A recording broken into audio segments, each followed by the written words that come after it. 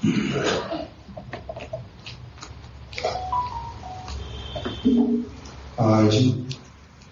श्री शिला प्रभुपाद आश्रित जन उनके एक शिष्य नित्य लीला प्रविष्ट ओम विष्णुपाद अष्टोत्तर शत श्रीमद भक्ति विकास ऋषिकेश गोस्वामी महाराज जी का आज शुभ आविर्भाव दिवस है। इसीलिए आज हम लोग पहले उनके कुछ महिमा कीर्तन करके उनके श्री चरणों में अपनी वांगमयी पुष्पांजलि जो है वो हम सब लोग प्रदान करेंगे। मैं करूंगा कीर्तन के माध्यम से, आप लोग करेंगे श्रवण के माध्यम से। इसी प्रकार से हम लोग उनके श्री चरण कमलों में पुष्पांजलि जो है वो अर्पित करेंगे। वैष्णवेर गुणगान कोरिले जीवेर त्राण सुनियाची साधु गुरु मुखे। कोई एक ऐसे भक्त जिनका शिला प्रभुपाद भक्ति सिद्धांत सरस्वती ठाकुर जी के साथ में कभी मिलना नहीं हुआ था, भेंट नहीं हुई थी, किंतु वो शिला प्रभुपाद जी की जो कथा उसको वो पढ़ते थे। प्रभुपाद जी के समय में एक मैगजीन प्रकाशित होती थी, साप्ताहिक गौड़िया। एक सप्ताह में एक बार वो गौड़िया पत्रिका प्रकाशित होती थी और उसमें शिला प्रभुपाद जी का प्रबंध जो है, उनकी कथा से बनाया हुआ प्रबंध वो अवश्य ही उसमें प्रकाशित होता था। उसका नाम होता था परमहंस ठाकुरेर चुंबक, अर्थात शिला प्रभुपाद भक्ति सिद्धांत सरस्वती ठाकुर ये परमहंस हैं और भगवान से अभिन्न है, इसलिए उनको ठाकुर कहते हैं। ठाकुर मतलब कृष्ण। परमहंस ठाकुर मतलब कि परमहंस हो गए भक्त और ठाकुर का मतलब भगवान, भक्त भगवान। एक है स्वयं भगवान श्री कृष्ण और दूसरे हैं उनके बहुत घनिष्ठ, उनके बहुत प्रिय, उनके बहुत निकटस्थ जो शुद्ध भावना वाले भक्त, उनको कहते हैं भक्त भागवत या फिर परमहंस ठाकुर। भक्त भागवत भी कहते हैं उनको और परमहंस ठाकुर भी कहते हैं। तो इसलिए परमहंस ठाकुरेर चुंबक, चुंबक का मतलब कि उनकी ऐसी वाली वाणी, उनकी ऐसी वाली कथा, ऐसी उनकी बातें, उनका ऐसे वाला विचार जो कि एक बहुत अच्छे स्वच्छ हृदय वाले लोहे को वो एकदम से क्या करती है, चुंबक की तरह आकर्षित कर लेती है। चुंबक जो है वो जंग लगे हुए लोहे को आकर्षित नहीं करती। जिस लोहे के ऊपर जंग लग जाता है उसको चुंबक आकर्षित नहीं करती। यद्यपि चुंबक और लोहे का संबंध क्या है, लोहा स्वाभाविक रूप में चुंबक की ओर आकर्षित होता है, किंतु जब उस पे क्या लग जाए, जंग लग जाए, तब वो आकर्षित नहीं होता। तो इस प्रकार से ऐसे वाले जीव जिनके हृदय के ऊपर से जगत वाला जो माया का जंग जिसका उतर जाता है, वो एकदम से उस कथा के प्रति क्या होता है, बड़ा आकर्षित होता है। बड़ी पवित्र कथा, एकदम से भगवान के साथ में संबंध करवा देने वाली कथा, सारे तरह के पाप की प्रवृत्ति को दूर कराने वाली, अज्ञानता को दूर कर देने वाली, एक व्यक्ति को बहुत ऊंचे प्लेटफॉर्म पर लेकर के खड़ा कर देने वाली जो हरि कथा, इसीलिए उसको क्या नाम दिया, परमहंस ठाकुरेर चुंबक। परमहंस ठाकुर की वाणी का आकर्षण। उस प्रकार से उनका वो प्रबंध जो है गौड़िया, साप्ताहिक गौड़िया में प्रकाशित होता था और उसको अलग अलग लोग पढ़ते थे। तो एक व्यक्ति जिसका पहले तो धारणा था कि भक्ति सिद्धांत सरस्वती ठाकुर गौर किशोर दास बाबा जी महाराज, भक्ति विनोद ठाकुर और जगन्नाथ दास बाबा जी महाराज। ये लोग जो हैं चारों इकट्ठे मिल करके ये लोग शुद्ध भक्ति की बातें नहीं करते। इन लोगों का परंपरा जो है वो ठीक नहीं है। ये लोग अपना नया मत बनाते जा रहे हैं। चैतन्य महाप्रभु की जन्म स्थली को इन्होंने प्रकाशित कर दिया, नया कह के घोषणा कर दिया। और ये लोग उपवीत संस्कार जो हैं लोगों को दे रहे हैं। और जो बहुत सारे लोग हैं जो चैतन्य महाप्रभु के भक्त हैं, ये उनकी छटाई करके क्या कह रहे हैं कि नहीं नहीं, ये चैतन्य महाप्रभु के शुद्ध भक्त नहीं है, ये अप संप्रदाय वाले हैं। 13 प्रकार के लोगों के विचारों को इन्होंने एकदम से अलग कर दिया। उनको कह रहे हैं ये गौड़िया वैष्णव नहीं है। आउल बाउल, करता भाजा, नेड़ा नेड़ी, जाति गोसाई, दरवेश और इस प्रकार के कुछ नाम। तो ये कौन है? ये जाति गोसाई है। ये चैतन्य महाप्रभु के भक्त नहीं है, जाति पाति में विचार रखते हैं। किंतु चैतन्य महाप्रभु इस प्रकार का विचार नहीं रखते थे। ये आउल बाउल हैं। आउल बाउल क्या होता है? वो कहते हैं मन में जो भी भावना आ जाए भगवान के लिए, उसी प्रकार की भावना के साथ में चलते चलो, शास्त्र इत्यादि पढ़ने की आवश्यकता नहीं है। इनको कहते हैं आउल बाउल। कर्ता भाजा, कर्ता भाजा क्या कहते हैं? जो हम इच्छा करेंगे उसी तरह से भगवान अपनी मूर्ति हमारे सामने प्रकटित कर देंगे। तो इस प्रकार से ये लोग इनको अलग करते जा रहे हैं। महाप्रभु की नई जन्मस्थली बना दी और महाप्रभु के विचारों को अपनी तरह से बता रहे हैं। ब्राह्मण दीक्षा दे रहे हैं, सन्यास वेश को जगत में प्रकटित कर रहे हैं। इसलिए ये लोग, महाप्रभु ने सन्यास लिया था, उसके बाद में उनके किसी भी भक्त ने तो सन्यास लिया नहीं और ये सन्यासी बनाते जा रहे हैं अभी। तो इसलिए ये लोगों की बड़ी सारी भूल है। ऐसे वाला एक व्यक्ति का विचार था पहले, किंतु उसके पास में भी वो गौड़िया जो साप्ताहिक गौड़ी है, वो जब पहुंचने लगी तो वो हर बार प्रभुपाद जी का प्रबंध पढ़ते पढ़ते 2-3 साल के बाद में वो न्यूट्रल पॉइंट ऑफ व्यू से जब विचार करने लगा तो उसको क्या लगा कि ये कोई साधारण व्यक्ति नहीं है। ये जो बातें बोल रहे हैं वो भूल नहीं है। ये जो सारी चीजें कर रहे हैं ये तो एकदम से बड़ी अच्छी वाली कर रहे हैं उल्टा।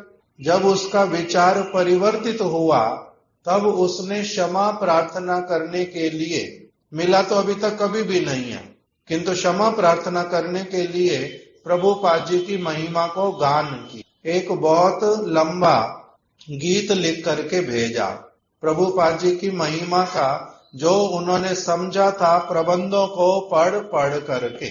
उसी का नाम क्या है? जयो रे जय परमहंस महाशय श्री भक्ति सिद्धांत सरस्वती। ये उन्होंने कीर्तन लिख के भेजा था, बड़ा सुंदर महिमा सूचक कीर्तन। उसने ठीक ठीक बातें उसमें से पकड़ी प्रभुपाद जी की शिक्षा में से, विचारों में से, और उसको लिख करके भेज दिया। और उसी में यही एक बात लिखी, वैष्णवेर गुणगान सुनिले जीवेर त्राण, करिले जीवेर त्राण।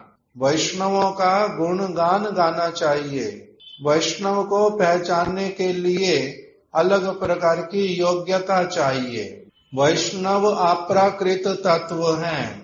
वैष्णव वास्तविक रूप में इस जगत के प्राणियों जैसे हाड़ मांस के बने हुए नहीं है।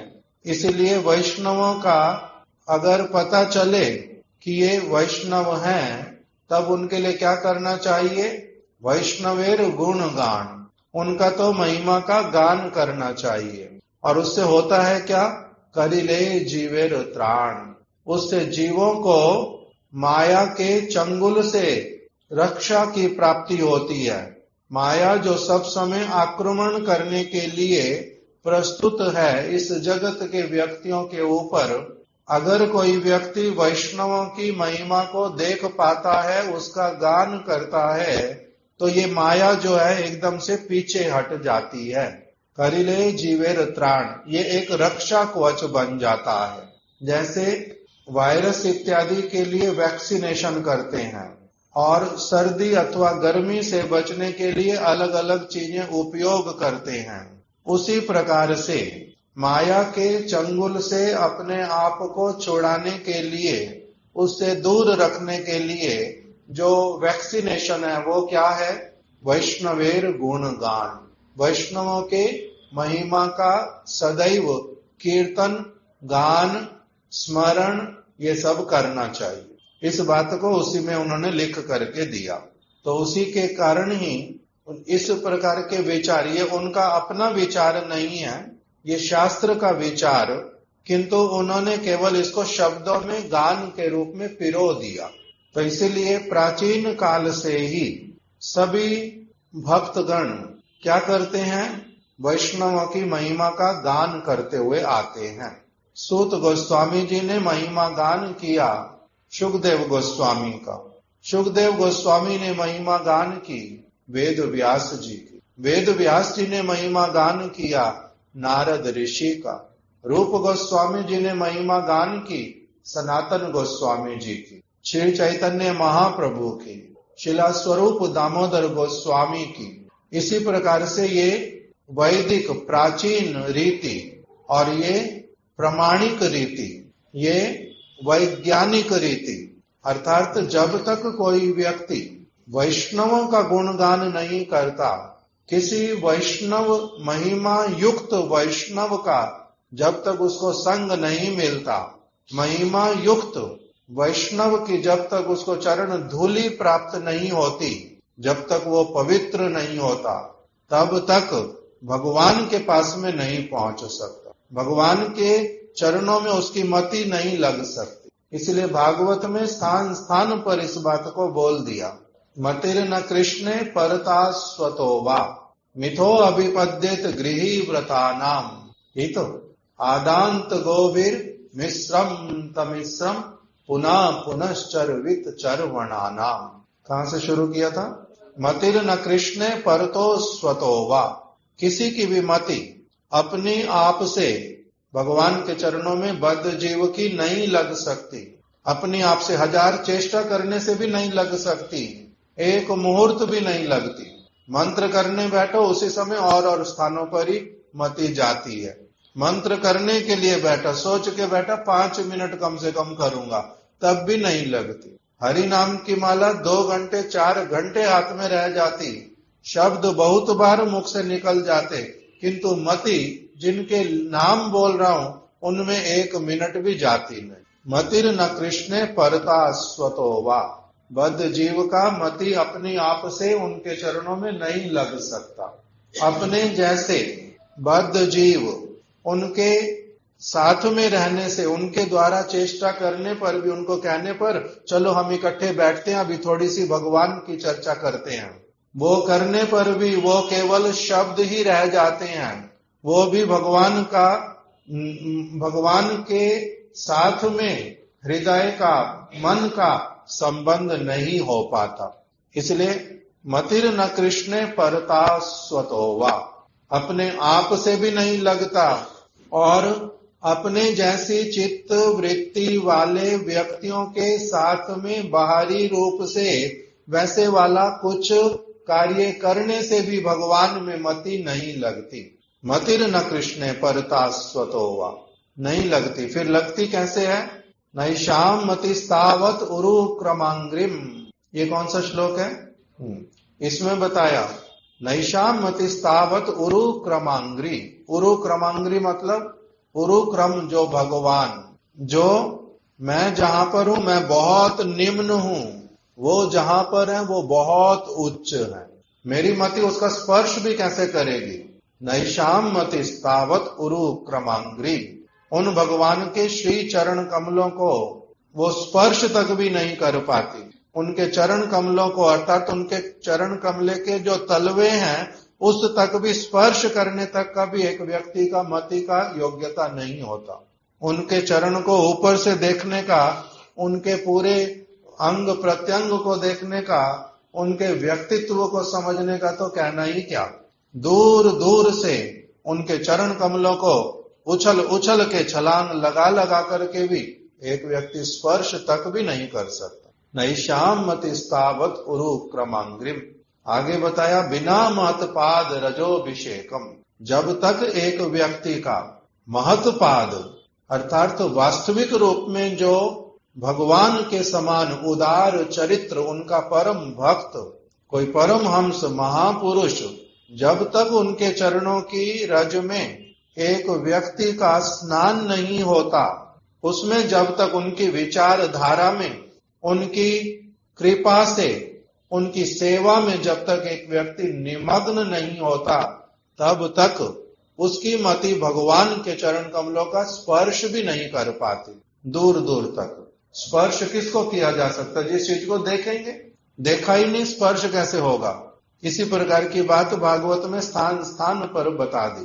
तो इसलिए बोलते हैं कि भगवान के चरण कमलों में मति, गुरुदेव बड़े सरल शब्दों में बोल देते थे कि वो पहले किस में लगेगी, गुरुपाद पद्म में। कौन से गुरुपाद पद्म? जो महत होंगे, जो वास्तविक रूप में महत होंगे, उनके चरणों में पहले लगेगी, उनका दर्शन होगा, उनके साथ संबंध बनेगा, तब फिर वही अपने आप से कहां ट्रांसफर हो जाएगी, भगवान में ऑटोमेटिकली वो अपने आप से हो जाती है। इसलिए वैष्णवेर गुण गान, वैष्णवों का महिमा गान करना चाहिए। अभी हम लोगों ने तो श्रील भक्ति विकास ऋषिकेश गोस्वामी महाराज जी को देखा ही नहीं है, कभी मिले नहीं है, तो फिर उनकी महिमा गान कैसे करें। इसलिए उनकी महिमा गान करने के लिए हमें क्या करना पड़ता है, गुरु वर्गों का आश्रय लेना पड़ता है, जिन्होंने उनका संग किया, जिन्होंने उनके दर्शन किए, जिन्होंने उनकी महिमा को देखा, गाया, उन्हीं की वचनों को ही आधार बना करके उनके पास में अपना पुष्पांजलि जो है समर्पित करना पड़ता है। तो इसलिए इनके साथ में हमारे महाराज जी का कुछ संग हुआ था। श्रील भक्ति विज्ञान भारती गोस्वामी महाराज जी, इनके साथ में संग हुआ था हमारे गुरुदेव का, श्रीला भक्ति वेदांत नारायण गोस्वामी महाराज जी का। इसलिए उन्हीं के वचनों के आधार पर ही हम लोग क्या करेंगे, इनका कुछ कीर्तन स्मरण इत्यादि करेंगे। महाराज जी इनके विषय में बतलाते हैं कि इनका आविर्भाव जो है कहां पर हुआ था। अभी जो स्थान बांग्लादेश कहलाता है, बांग्लादेश में इनका जन्म हुआ था। अभी अंग्रेजी वाले लोग देखो अनुवाद किया, जब किसी को अगर प्रॉपर शब्द ना पता हो कैसे अनुवाद करते हैं, हिंदी में से अनुवाद किया। महाराज जी की कथा हिंदी में, महाराज जी ने बोला इनका जन्म हुआ अधुना बांग्लादेश में। अधुना क्या होता है, अधुना मतलब आजकल जो बांग्लादेश कहलाता है।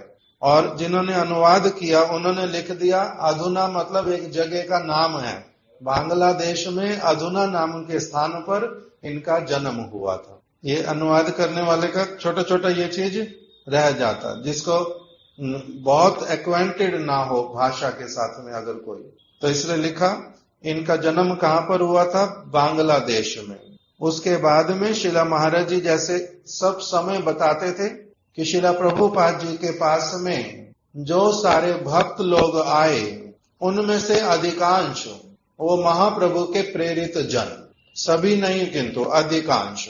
सभी का मतलब अलग होता है और अधिकांश का मतलब अलग होता है। शिला प्रभुपाद भक्ति सिद्धांत सरस्वती ठाकुर को श्री चैतन्य महाप्रभु ने अपने परिकरों के साथ मिल करके एक आशीर्वाद दिया था, अभय प्रदान किया था, एक आदेश दिया था।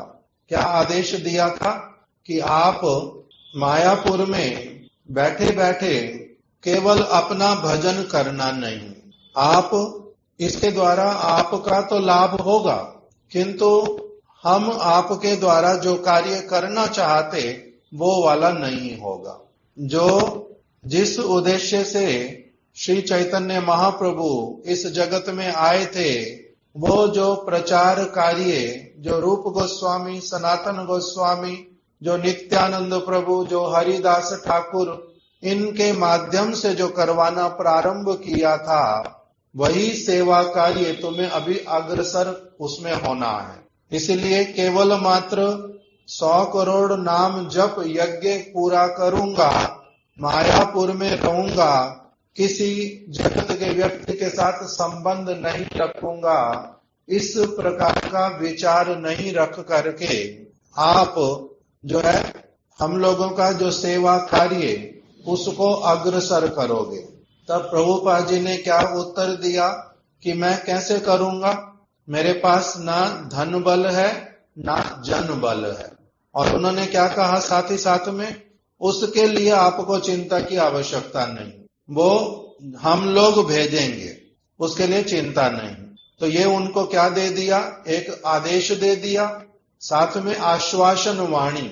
इसी आश्वासन वाणी के कारण प्रभुपाद जी बहुत सारे स्थानों पर नहीं जाने पर भी एक एक करके बहुत सारे अच्छे अच्छे योग्य व्यक्ति उनके पास में उपस्थित हो गए थे। और जैसा जैसा वो सेवा कार्य चाहते थे, ये सभी लोग एक के बाद एक बड़े निष्ठावान होकर के उनके वचनों को पूरी तरह से अच्छी तरह से धारण करके और विश्वास के साथ में उन्होंने उसी टास्क को करने के लिए, पूरा करने के लिए उनकी सहायता की थी। तो इसीलिए सभी गुरु वर्ग यही कहते, हमारे महाराज जी भी बार बार इसी बात को बोलते थे कि इसीलिए जो प्रभुपाद जी के पास में लोग आए उनमें से बहुत सारे वो कौन से वाले लोग थे, महाप्रभु के प्रेरित जन, अर्थात श्री चैतन्य महाप्रभु के द्वारा शिला भक्ति सिद्धांत सरस्वती ठाकुर की सहायता करने के उद्देश्य से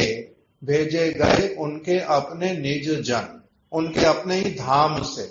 उसमें से नाम किसके गिनवाते हैं, नाम बहुत सारे होने पर भी कुछ कुछ नाम गिनवाते हैं। विशेष रूप से हमारे परम गुरुदेव शिला भक्ति प्रज्ञान केशव गोस्वामी महाराज, शिला भक्ति रक्षक श्रीधर गोस्वामी महाराज, शिला भक्ति विवेक भारती गोस्वामी महाराज, हमारे शिला भक्ति दैत माधव गोस्वामी महाराज, शिला भक्ति वेदांत स्वामी महाराज, शिला हमारे गुरु महाराज जी, ये ऐसे ऐसे करके कुछ बहुत सारे नाम गिनवाते हैं। जो ये लोग कौन थे, ये लोग श्री चैतन्य महाप्रभु ने, इन लोगों, ये महाप्रभु के प्रेरित जन, महाप्रभु ने ही अपनी जनों को प्रेरित किया था और प्रभुपाद जी के मिशन में सहायता करने के लिए भेज दिया।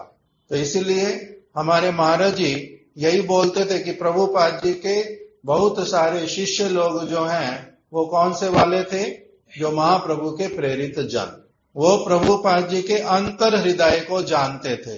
वो प्रभुपाद जी के पास में उनका विद्यावत्ता देख करके केवल आकर्षित नहीं हुए थे, वो केवल मात्र उनके बहुत सारे मठ मंदिर को देख करके, उनके वैभव को देख के आकर्षित नहीं हुए थे। वो केवल ये जान करके कि ये इनका जन्म बहुत बड़े कुल में हुआ है, इसलिए ये लोग आकर्षित नहीं हुए थे। ये लोग, इनके पास में बड़े बड़े ब्राह्मण लोग रहते हैं, इसलिए इनका महिमा है, इसलिए ये लोग नहीं आए थे, बल्कि एक स्वाभाविक रूप में इनके साथ में मिलने के साथ ही साथ में जैसे एक दूसरे के लिए बने हों, उसी प्रकार से उनके साथ में सारे जीवन के लिए समर्पित होकर के रह गए। ये अलग प्रकार के लोग, इसलिए इनका नाम दिया महाप्रभु के प्रेरित जन। जो प्रेरित नहीं थे उनका भी पता चल गया, वो उनके विचारों को ले नहीं पाए, नित्य संबंध रख नहीं पाए, अलग अलग उद्देश्यों से आए थे। जब तक उद्देश्य पूरे होते रहे रहते रहे, जब उद्देश्य पूरे नहीं हुए तो इनके छोड़ करके, इनका विरोध करके भी चले गए। तो इससे पता चलता है कि सभी प्रेरित जन नहीं है महाप्रभु के, और सभी प्रेरित जन नहीं होने पर भी जो दूसरे वाली श्रेणी है उसमें भी दो प्रकार के लोग, एक शरणागत और एक अशरणागत। एक कृपा भाजन हो पाए, दूसरे वाले कृपा भाजन नहीं बन पाए।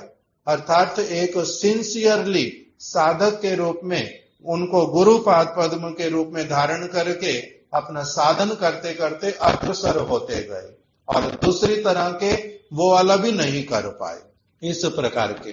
तो आज इनकी शुभ आविर्भाव तिथि, ये शिला भक्ति विकास ऋषिकेश गोस्वामी महाराज, ये शिला प्रभुपाद जी के आश्रित। हमारे महाराज जी कहते थे वो मेरे शिक्षा गुरु हैं। किस लिए? क्योंकि उनका जो महाराज जी कहते हैं इन लोगों का चरित्र ऐसा था, इन लोगों का आचरण ऐसा था, इन लोगों के विचार ऐसे वाले थे कि इनके प्रति क्या हो जाता था, अपने आप से ही इनके संग में रहने से भगवान की भक्ति करने की अच्छी तरह से भावना जो है वो अपने आप से आती थी। तो इसीलिए महाराज जी इनको कहते हैं हमारे ये कौन है, शिक्षा गुरु है। उस प्रकार का इनके विषय में वर्णन किया। ये आए थे सबसे पहले प्रभुपाद जी के पास में एक अध्यापक बन करके। प्रभुपाद जी ने एक विद्यालय खोला था मायापुर में, अभी भी वो है पड़ा, योग पीठ के पास में बिल्कुल। जब योग पीठ दर्शन करते हैं उससे पहले लिखा हुआ आता है एक बिल्डिंग के ऊपर श्री भक्ति विनोद इंस्टीट्यूट। वो विद्यालय खोला था शिला प्रभुपाद जी ने, और उसमें जो मठ में बालक रहने के लिए आते थे उन्हीं को ही वहां पर जो जागतिक शिक्षा वो वहां पर दिलाई जाती थी। बिल्कुल पास में ही है, शिक्षा प्राप्त करेंगे बालक उस प्रकार से, और उनके लिए अध्यापक रखे जाते थे। तो उसी में ही शिला भक्ति विकास ऋषिकेश गोस्वामी महाराज जी भी पहले एक अध्यापक के रूप में आए, और जो पैसा लेते थे वो अपने घर में भेजते थे, नौकरी के उद्देश्य से आए थे। किंतु थोड़े समय के बाद में ही, क्योंकि वहीं पर ही सब समय रहना भी है, उनके रहने का स्थान व्यवस्था भी मठ में, टीचर जो होंगे पढ़ाएंगे, पैसा लेंगे, किंतु खाना पीना रहना जो है वो कहां पर होगा, मठ में होगा। तो इसलिए वहां पर मठ वासियों के आचरण को देख करके, उनकी दिनचर्या देख करके, उनका जीवन का उद्देश्य क्या है उसको कुछ कुछ सुन करके, फिर प्रभुपाद जी को देख करके, इन लोगों का भी इनका क्या हुआ कि मैंने और नौकरी इत्यादि नहीं करनी, मैंने इनका शिष्य बनना है। तो इसलिए शिला प्रभुपाद जी के शिष्य बन गए और दीक्षा मंत्र इत्यादि ले लिया, विद्या अध्ययन करवाते रहे जब तक प्रभुपाद जी ने कहा, किंतु पूरी तरह से भक्त बन गए और इस प्रकार से प्रभुपाद जी के साथ में रह गए। एक तो इनका ये वाला इतिहास बताया महाराज जी ने। दूसरा बताया कि शिला प्रभुपाद जी के समय में अलग अलग सेवाएं करते थे और प्रचार इत्यादि में भी भेजा प्रभुपाद जी ने इनको।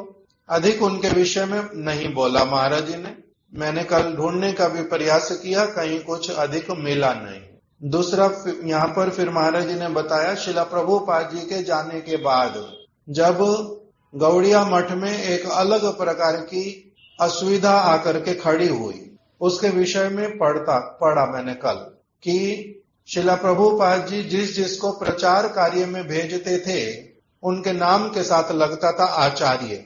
आचार्य मतलब आचरण करके जो शिक्षा प्रदान करते हैं, प्रचार करते हैं। दो कार्य जो एक साथ कर सकते हैं उनको आचार्य प्रभुपाद जी कहते थे। तीन प्रकार के लोग होते हैं, एक है जो आचरण करते हैं किंतु अभी अपना आचरण पूरी तरह से मेरा ठीक हुआ नहीं हुआ, मेरे को अभी भय लगता है, मैं प्रचार में जाऊंगा, बहुत प्रकार के लोगों से मिलूंगा, उनके जैसा रंग मेरे ऊपर उल्टा ना चढ़ जाए, मैं ऐसे वाला चंचल मती हूं कि अभी तो वैष्णवों के साथ रहता हूं, सारा कुछ वैष्णवों जैसा करता हूं, किंतु जब किसी के साथ मिलता हूं थोड़ा सा उनके विचारों को सुन के उससे भी बहुत जल्दी इन्फ्लुएंस हो जाता हूं और फिर ये वाला छोड़ देता हूं, वो वाला पकड़ लेता हूं।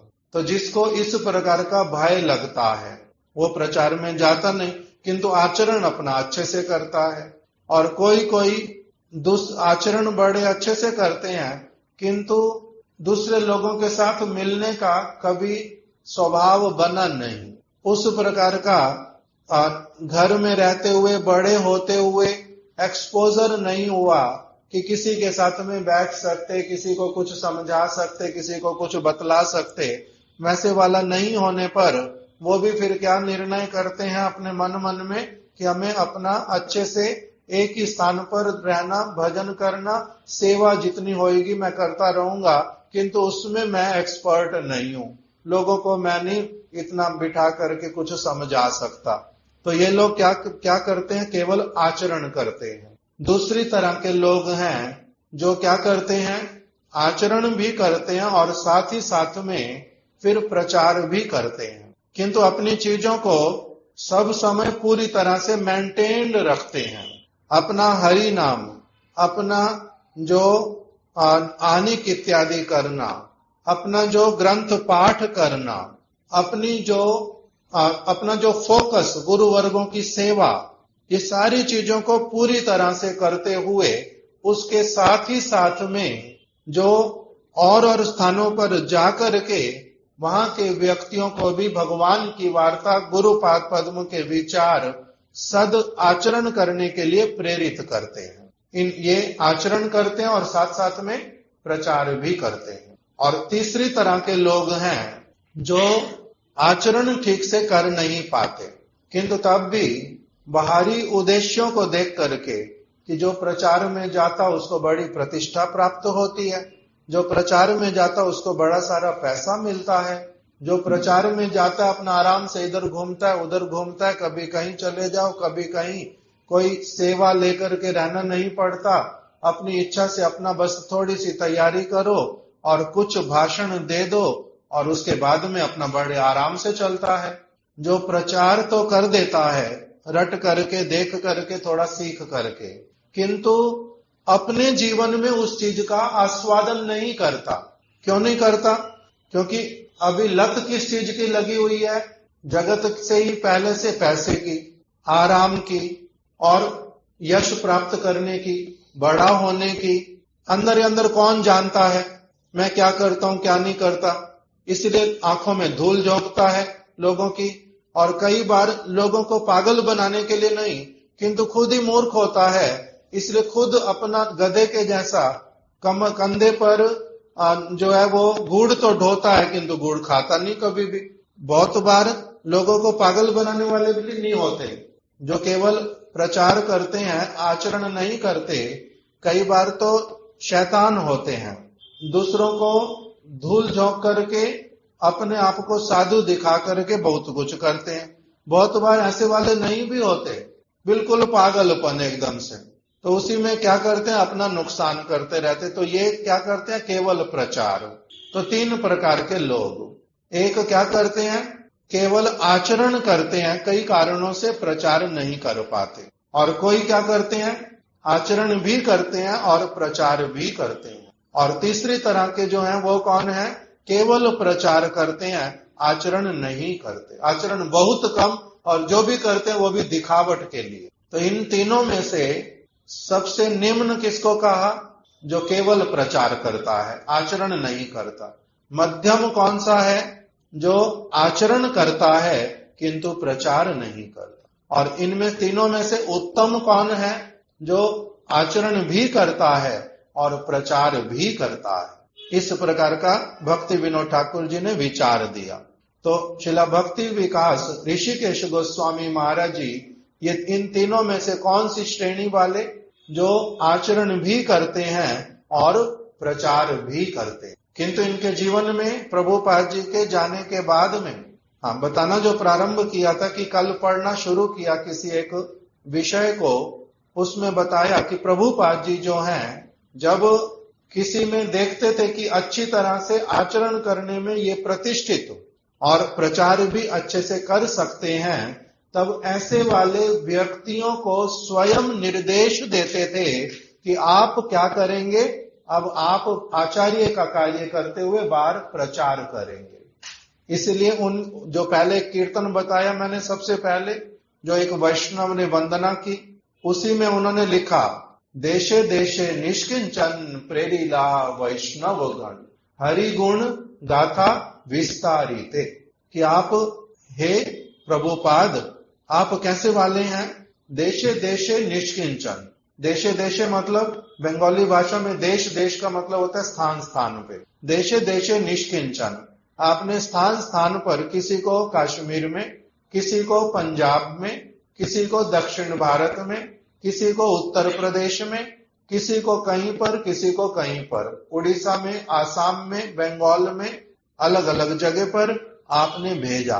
देशे देशे निष्किंचन, किंतु किसको भेजा? निष्किंचन, जो इस स्तर पर खड़े हो गए कि भगवान ही एकमात्र उनकी संपत्ति है, जिनमें और किसी वस्तु के लिए लोभ नहीं रह गया, किसी वस्तु का और आकर्षण नहीं रह गया, जिनका चरित्र बहुत पवित्र, जो बाहर जाने पर दूसरों का मंगल ही मंगल करेंगे। इस प्रकार के जो भक्त देशे देशे निष्किंचन प्रेरिला वैष्णव गण, ऐसे वाले वैष्णवों को आपने प्रेरित किया। किसके लिए? प्रचार कार्य भी करो, आचरण करते हुए प्रचार करो, केवल प्रचार करना नहीं। केवल प्रचार वो जगत में ही आप लोगों को पुनः पुनः रखने के लिए बना है। केवल प्रचार जो करते वो इस जड़ जगत से उद्धार प्राप्त नहीं कर पाते। इसीलिए किसको भेजा? जो निष्किंचन, जो परम पवित्र चरित्र, जिनके संग से अवश्य ही जो सुकृतिवान व्यक्ति उनको लाभ होगा ही होगा।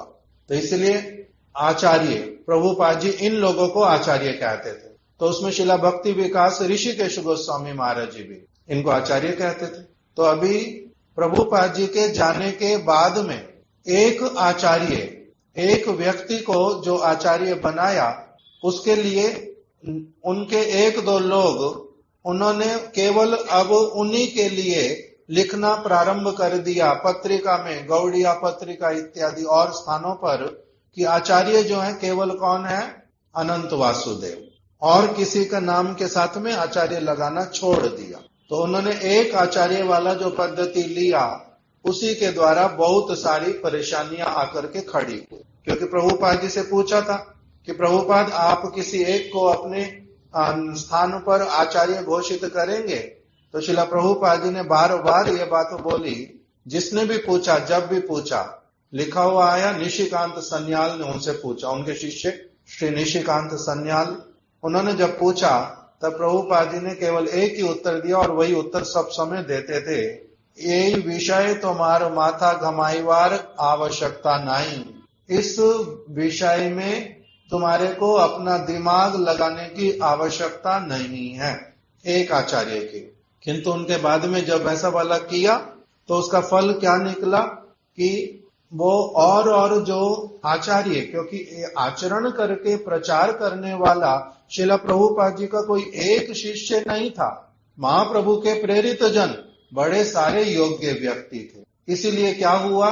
असुविधा आकर के खड़ी हुई, और अलग अलग लोग, उनको उस समय समझ नहीं आया कि क्या करना चाहिए। कृष्ण केशव ब्रह्मचारी ये लाल कपड़े में थे, कलकत्ता से मायापुर नवद्वीप जा रहे थे ट्रेन में। इनकी चोटियों को खींच खींच करके लोग बोलने लगे, ए तू घोड़िया मटका, ए तू घोड़िया। तो इसीलिए इन्होंने अपने लाल कपड़े उतार करके सफेद कपड़े पहन लिए, और फिर रहने के तो लोग पहचाने ना घोड़िया मटका। पर घोड़िया मटका नाम उस समय बहुत खराब हो गया कलकत्ता में, मायापुर में। क्यों? क्योंकि लड़ाइयां हुई साधुओं में, तो इसीलिए बड़ा नाम खराब हुआ, बड़ी परेशानियां हुई। तो उसी में ही शिला भक्ति विकास ऋषिकेश गोस्वामी महाराज जी भी ये आकर के कहाँ रहने लगे? वृंदावन में। वृंदावन में आकर के किराए पर कमरा लिया, छिपी गली में रहने लगे। छिपी गली कहाँ पर है? गोकुलानंद मंदिर से जब केशी घाट जाते हैं जमुना जी को गली में से, उसका नाम छिपी गली। उसमें शिला स्वामी महाराज जी भी पहले रहते थे किराए पे, बाद में राधा दामोदर मंदिर में रहने लगे थे। तो ये छिपी गली में वहां पर रहते थे, और कुछ समय वहां पर भिक्षा करके, मधुकरी करके रहते थे। तो महाराज जी बोल रहे हैं, किंतु उस समय बड़ी अलग अलग प्रकार की असुविधाएं आने पर भी इन लोगों ने हरि भजन करना छोड़ा नहीं। प्रभुपाद जी के प्रति इनकी निष्ठा में कोई असुविधा हुई नहीं। गौड़िया मठ का वास्तविक जो उद्देश्य था उसके विषय में इनका कोई संशय आया नहीं। जैसे कल हमने सुना था, स्वामी महाराज जी ने गुरुकुल बनाया, उद्देश्य बड़ा अच्छा, किंतु बीच में कुछ लोगों ने गड़बड़ी अगर कर दी तो इसमें क्या करेंगे? इस जगत के नियम, इसी प्रकार से, इसलिए इनका गौड़िया मठ के विचारों के प्रति, प्रभुपाद जी के विचारों के प्रति, हरि भक्ति के प्रति उसमें कोई शिथिलता नहीं आई। अच्छी तरह से करते रहे, जीवन जैसे चलेगा कोई बात नहीं। इसलिए वृंदावन में कुछ समय के लिए वास की। उसी में महाराज जी बोलते हैं कि इन्होंने क्या किया था, 1956 में हमारे साथ में ब्रजमंडल परिक्रमा की। अर्थात शिला भक्ति दयित माधव गोस्वामी महाराज जी ने ब्रजमंडल परिक्रमा करवाई, तो उसमें शिला भक्ति विकास ऋषिकेश गोस्वामी महाराज जी ने भी उसी में योगदान दिया। फिर अपने गुरु भाइयों के साथ में जब अच्छे से फिर से मिलना हुआ, तब इन्होंने फिर से क्या निर्णय किया कि मैं अभी ऐसे अकेला अकेला नहीं रहूंगा। प्रभुपाद जी इस तरह से अकेले रहने वाले व्यक्ति को कभी भी अच्छा नहीं मानते थे। प्रभुपाद जी ऐसा उपदेश बिल्कुल नहीं देते थे कि व्यक्ति क्या करे, एकांत में अपने आप से रहे और भजन करे।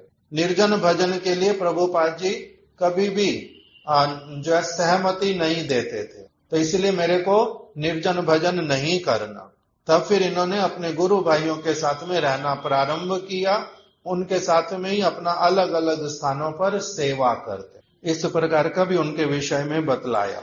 और जब जब वृंदावन रहते थे, शिला विश्वनाथ चक्रवर्ती ठाकुर जी की बात को स्मरण करके हर रोज वृंदावन की परिक्रमा करते थे। 5 कोसी वृंदावन की परिक्रमा हरि नाम करते करते। और जब कभी फिर गोवर्धन में रहते थे, बीच बीच में गोवर्धन चले जाते थे, वहां पर जाकर के भी उसी प्रकार से नित्य प्रति गिरिराज जी की परिक्रमा करते थे। गिरिराज जी की परिक्रमा कौन करता था नित्य प्रति?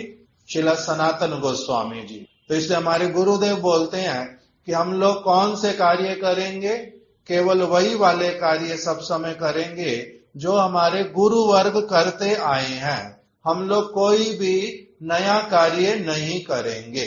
इसलिए इन्होंने जो परिक्रमा किया वो किसको स्मरण करके करते थे कि वृंदावन में सब समय विश्वनाथ चक्रवर्ती ठाकुर 5 कोसी वृंदावन की परिक्रमा करते थे। इसलिए जब यहाँ पर हुई तो सब समय क्या करूंगा, परिक्रमा हर रोज करूंगा। और जब गोवर्धन में रहना होता था तो गिरिराज गोवर्धन की परिक्रमा करते थे, सनातन गोस्वामी जी की भावना के अनुरूप कीर्तन करते करते थे। फिर शिला महाराज जी कहते थे, हम इनके मठ में 2 बार मेरा जाना हुआ, इन्होंने कुछ कुछ सेवा करने के लिए कहा तो मैंने इनकी सेवा भी कर दी। कीर्तन बड़ा सुंदर करते थे और मिष्ट भाषी अर्थात बहुत मधुर बात करने वाले थे। कभी भी कुछ कड़वा या जोर से नहीं बोलते थे। करताल सब समय स्वयं बजाते थे कीर्तन करते करते। शिला भक्ति दयित माधव गोस्वामी महाराज जी के साथ में कभी अगरतला, कभी चंडीगढ़, कभी हैदराबाद अलग अलग स्थानों पर जाते थे और वहां पर हिंदी में और अंग्रेजी में बड़े अच्छे से कथा भी सुनाते थे। और महाराज जी कह रहे हैं इनको जितना समय दिया जाता था कि आप 10 मिनट बोल सकते तो 10 मिनट ही बोलते थे, कभी 11वां मिनट कभी जिनके जीवन में नहीं आता था। महाराज जी कुछ कुछ सरल सरल बातें बोल जाते। उसमें लिखा कि ये 2 किलो रबड़ी एक साथ में खा लेते थे। और मेरे को जो कम भोजन करने वाले लोग उनके साथ बैठने पर महाराज जी को बोलते थे कि मेरे को किसके साथ बिठा रहे हो, ये थोड़ा सा खाएंगे उठ जाएंगे, शर्मा शर्मी में मेरा भी आधा पेट भरेगा और मैं भी उठ के चला जाऊंगा, इसलिए इनके साथ मेरे को मत बिठाओ, मेरे को अलग से बिठाओ खाना खाने के लिए। तो इस प्रकार से ये वाली बात भी महाराज जी उनके विषय में बताते थे कि उनको रबड़ी बहुत अधिक पसंद थी, रबड़ी अधिक खाते थे, एक बार में 2 किलो रबड़ी खा सकते। और महाराज जी बता रहे हैं कि हम इनको समुद्र में तैरना बहुत अच्छे से आता था, बहुत दूर तक चले जाते थे और हम लोग भी फिर इनके साथ साथ अंदर चले जाते थे, 1 मील तक ऊपर अंदर चले जाते थे समुद्र में। इस प्रकार का भी महाराज जी ने थोड़ा सा उनके विषय में बीच में बतलाया। फिर महाराज जी कहते थे कि हम लोगों को उसमें इनका इस प्रकार का कभी हम लोगों ने विचार नहीं देखा कि ये इनमें ये अभिमान हो कि मैं प्रभुपाद जी का शिष्य हूं, मैं बहुत बड़ा वैष्णव हूं। हम लोगों को जब भी मिलना होता था बिल्कुल एकदम से ऐसा व्यवहार करते थे जैसे वो और हम लोग एक ही हैं और हमारा उनके साथ में मित्रता वाला भावना है। उस प्रकार से अपने हाथों से हम लोगों को अपना भोजन दे देना, प्रसाद सर्व कर देना, फल को अमनिया करके खुद भी खाते रहना, हमारे को भी साथ साथ खिला देना, इस प्रकार से हमारे साथ व्यवहार करते थे। इसीलिए उनका ऐसे वाला सरल जीवन था। ये वाला शिला महाराज जी ने उनके विषय में बता करके रखा। शिला गुरुदेव क्या बताते हैं इनके विषय में? शिला गुरुदेव बताते हैं कि एक बार नवद्वीप वृंदावन में परिक्रमा हुई। शिला भक्ति प्रज्ञान केशव गोस्वामी महाराज हमारे परम गुरुदेव वहीं पर थे। परिक्रमा जब पूरी हो गई तब उनके बहुत सारे गुरु भाई एक साथ में मिल करके उनके पास में आए। केशव जी गौड़िया मठ मथुरा में एक अच्छे से असेंबली हुई, बड़े पुराने पुराने भक्त लोग मिले, जिसमें शिला श्रीधर गोस्वामी महाराज जी, शिला माधव गोस्वामी महाराज जी और शिला भक्ति विकास ऋषिकेश गोस्वामी महाराज, शिला जाजावर गोस्वामी महाराज, ये सभी इकट्ठे हुए। और जब पुराने पुराने वैष्णव लोग इकट्ठे होते हैं तब उस समय जो वार्तालाप होती है वो भी अपने आप में विशेष वार्तालाप होती है। तो इसीलिए उस समय में गुरुदेव कह रहे हैं कि मैं उस समय बड़ा छोटा उन सब में, और इन सब में क्या बातचीत हो रही है वो बड़े ध्यान से बैठ करके सुनने लगा।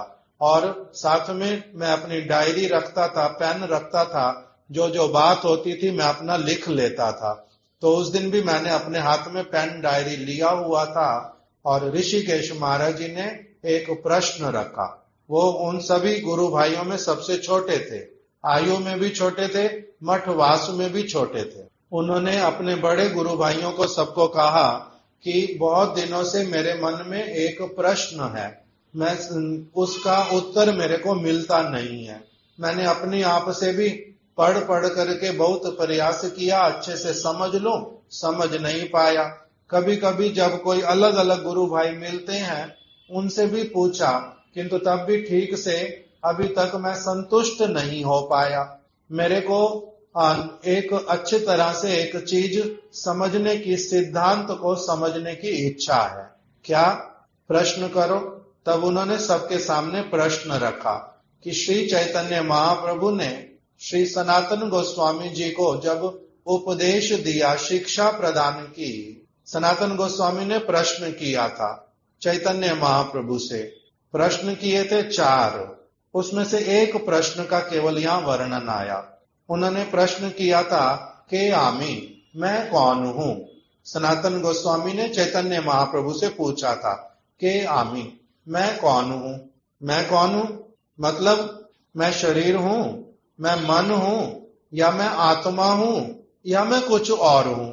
ये मेरे को अच्छी तरह से समझ नहीं आता। महाप्रभु ने इसका उत्तर क्या दिया था?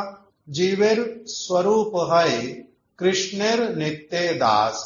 सभी जीवात्माओं का, केवल तुम्हारा नहीं, जितने भी सारे जीव हैं, भले ही कोई मनुष्य के आकार में है, स्त्री है, पुरुष है, कोई पशु के आकार में है, कोई सांप के रूप में है, कोई मछली के रूप में है, कोई मच्छर के रूप में है, जिस भी रूप में जीवित दिखाई देने वाला प्राणवान सजीव प्राणी जो है, वो प्राणी मात्र ही क्या है?